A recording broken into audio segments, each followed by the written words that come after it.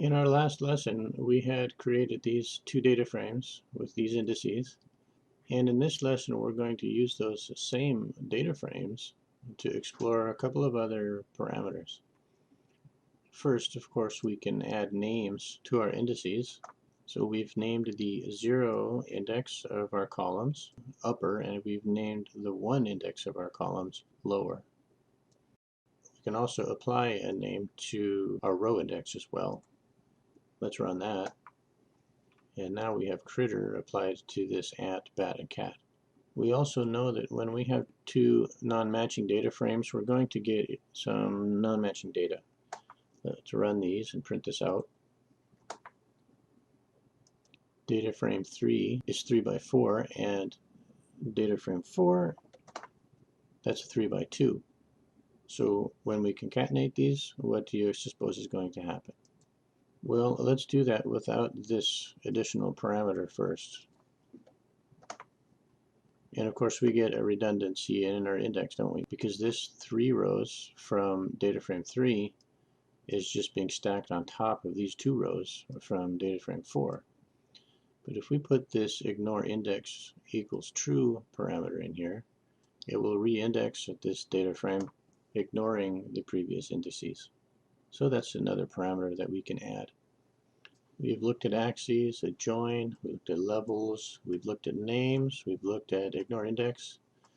Verify integrity simply checks the new axis to see if there are any duplicates, and objects allows us to concatenate lists or dictionaries of pandas objects.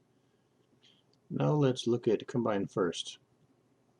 Combine first is an alternative way of dealing with empties, and what combine first says is, well, look, use the value from CFA unless it's an empty. If it's an empty, replace the CFA with the CFB value. Now before we explore this, all we're saying here is create another series with the exact same indices as CFA has, and also the exact same size. Let's initiate these and then explore both of them.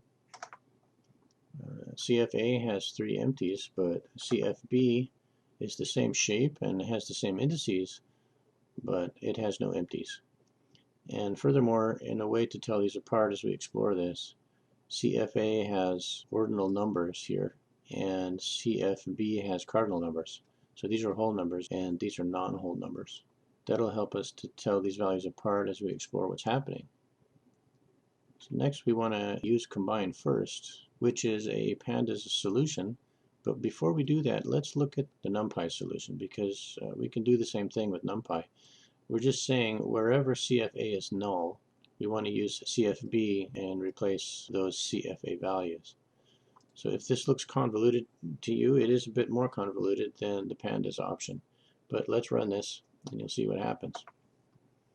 The F value in CFA was an empty, so we used the CFB value here. But the E index in CFA was not empty, so we didn't use the replacement. Index D in CFA, however, was an empty, so again we used the replacement here for that value. But index C and D were both present, so we used those from CFA, but again index A was not present, so we used the replacement. And that's why we get this 5 at the end.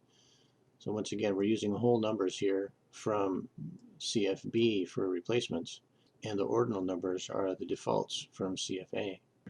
But notice how much simpler the syntax for the pandas solution is. We're saying use CFA as the default, but if there's any empties in CFA, combine first and use the CFB values. If we run this, we get the same result. Let's create 2 data frames with empties. Here's CF data frame 1. It looks like there's 4 empties in there. And then CF data frame 2. There's 2 empties in there. In the A column, we have no overlapping empties. Here's the first index and the third index, which are empties in this row, but it's the second index that is empty in this row. However, in the B row, we do have an overlapping empty. And so combine first won't be able to deal with this. This will remain an empty. Let's run this and see what happens. just as we predicted, everything in CF data frame 1 has been replaced except this first value in row B. And due to the mismatching shape of both of these, we also do not have a value for this fourth index row in column C.